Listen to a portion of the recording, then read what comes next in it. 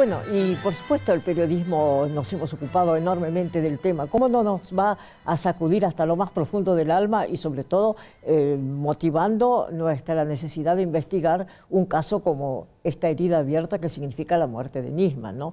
Justamente tengo a mi lado a Gabriel Levinas, un querido colega que a través de varios libros ha tratado el tema. El pequeño Timerman, si no me equivoco, uno de ellos, ¿no es cierto?, hablando del canciller. Y después también te ocupaste mucho en el caso AMIA, ¿no?, directamente. Bueno, a mí por presión, por llamarlo de alguna manera, sobre Veraja de la comunidad judía de los Estados Unidos, le sugirieron que me tomase a mí para ayudar a entender un poco lo que pasaba. Y yo, por supuesto, con mi carácter de periodista, nunca me confundí, no soy ni juez ni servicio. Yo lo único que podía hacer era investigar cómo se investigaba. Y yo tuve acceso, porque no había manera de entender ese caso, porque la causa esa no entra en este estudio. Necesitas 4 salas como esta para meter los volúmenes de los cuerpos del expediente. Y entonces el juez, por más que hubiese tenido la mejor de las voluntades para entender lo que pasaba, no tenía cómo hacerlo porque técnicamente era imposible, porque no estaba informatizada. En aquel momento, todavía existiendo las computadoras, las causas, las computadoras se usaban como máquinas de escribir. Pero lo que importaba era el expediente, y no había ningún sistema en la causa AMIA. Cuando yo empecé a trabajar en ella de manera ya sistemática, estamos hablando del año 97, no había manera había que leer los expedientes. Entonces lo que yo le exigí en ese momento a Veraja... Perdón, no contabas con un archivo. No había un archivo, claro. Ni el juez tampoco, nadie. Había que ir a mirar cada cosa y no había ni siquiera un índice. No había un índice de lo que había en el juzgado. Es decir, era muy difícil llevar adelante una investigación en esas circunstancias, porque por ahí una palabra de un testigo de los 300 y pico que había dijo algo que podía ser la clave del asunto y no... Entonces yo exigí informatizarla. Al informatizarla encontré cosas increíbles donde se notaba con claridad que lo que después vemos en el caso de Nisman ya se había dado en la causa AMIA, que es a la Policía Federal y a la CIDE destruyendo todo el sistema probatorio. Absolutamente. Bueno, hemos visto todos y nos hemos espantado, ¿no es cierto?, cuando entró la fiscal Fein, ¿no es cierto? Sí. Y que tengo entendido que más temprano había entrado Bernie también, sí, ¿no? Ves a la gente sin guantes, tocando todo. Eran más de 20 personas, ¿eh? Es increíble. En un departamento que no era tan grande, sentados comiendo pizza. Te quiero decir, primero la justicia suele decir lo que no está en el expediente no figura, no existe.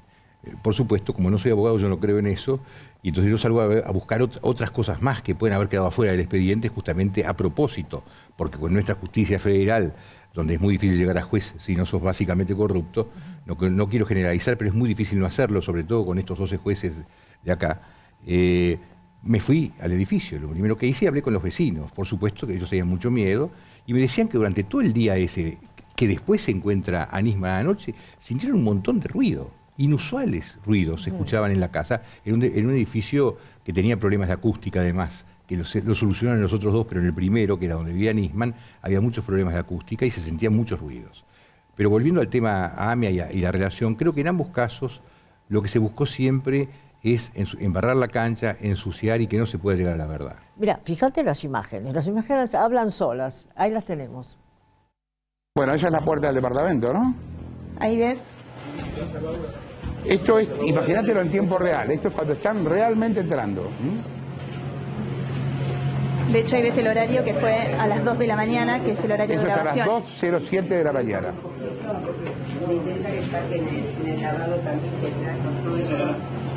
¿Ves?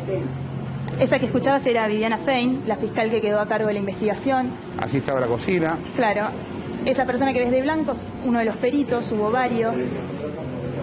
Y en esa cocina estaba Sergio Berni. Ahí, en un ratito lo vas a ver. Ahí está. Es el secretario de seguridad. Esa sigue siendo la cocina. Esa, mira. Esa es una nota de Nisman a la mucama, ¿no? Al revés. Es de la nota de Gladys. De la mucama a Nisman. De Gladys Gallardo a la mucama. Que ahí le dice, doctor, me fui, lo llamé y entré, pero estaba muy dormido. El lunes me paga, que descanse. Son 9 horas, más pomelo, más 20, que es el dinero que le debía. Ahí está el diario de la Nación. ahí ves el baño, ¿ves? Claro, ahí que dice que no pueden abrir la puerta. Bueno, ¿te acordás que hubo una gran discusión? Esa mancha que ves es sangre, ¿no? Sí, sí, eso es. La puerta estaba entreabierta y esa ahí es está el arma. ¿Ves que el arma está ensangrentada? La próxima imagen que ves del arma está limpia. Ahí escuchás a Fein. Cuidado porque no esté cargada, ¿no? Porque la podemos andar sacando lo que hay y se va a resguardar. Para acá el testigo parado. Esa sigue siendo la fiscal Fein, que le habla a otra perito que va sacando las cosas que había en la caja de seguridad de la casa de Nisman del departamento. Esa cajita de seguridad que ves ahí estaba en el antebaño, digamos. Ajá. En el vestidor. Y lo que sacan, bueno, ahí ves un perito trabajando sin guantes, ahí ves una memoria, y de esa cajita roja que está ahí, eso es un disco duro, habría que ver cuál es la información que había ahí dentro, ¿no? Revisan todo. Eso es un acta. Eso es un pendrive, y ese es el disco que te decía recién.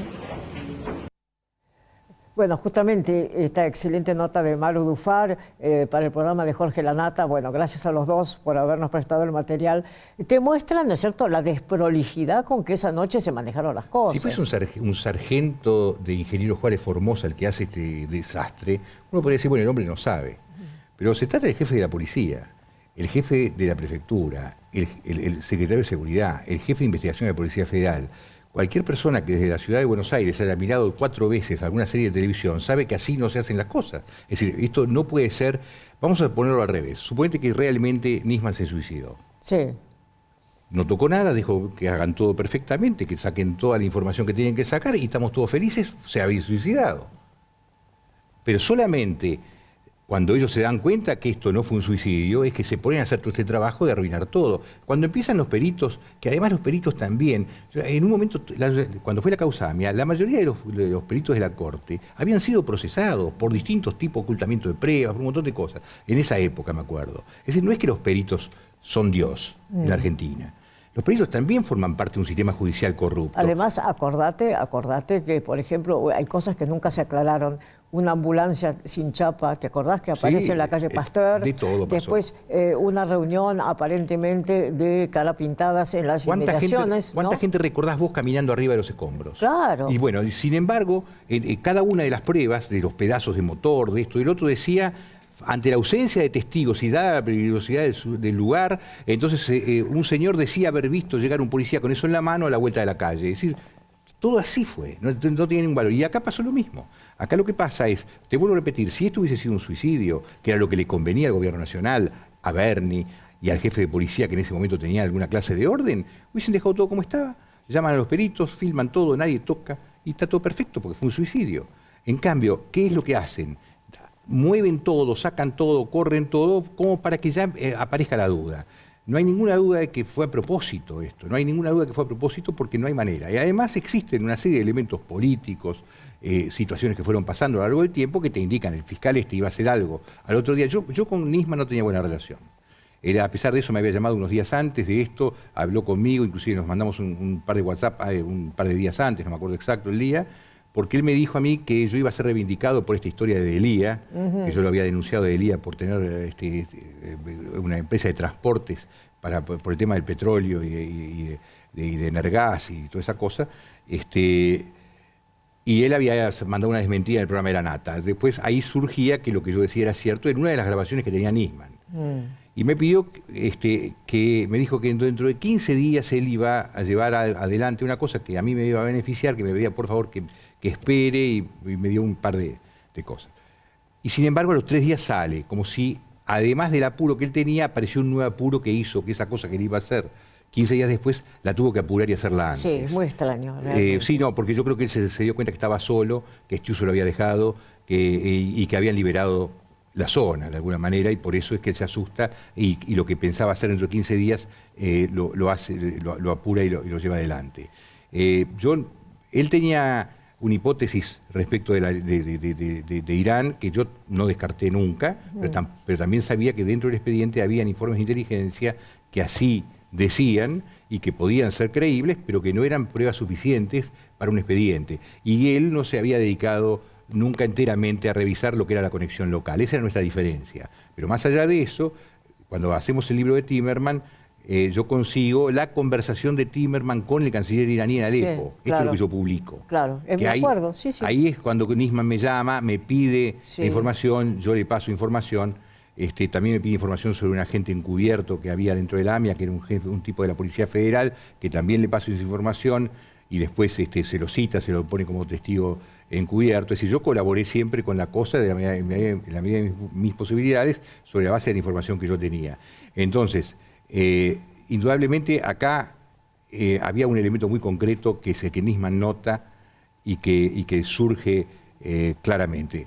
En el acuerdo que se hace en Alepo, ya en el 2011, esto empieza en el 2011. Sí, por supuesto.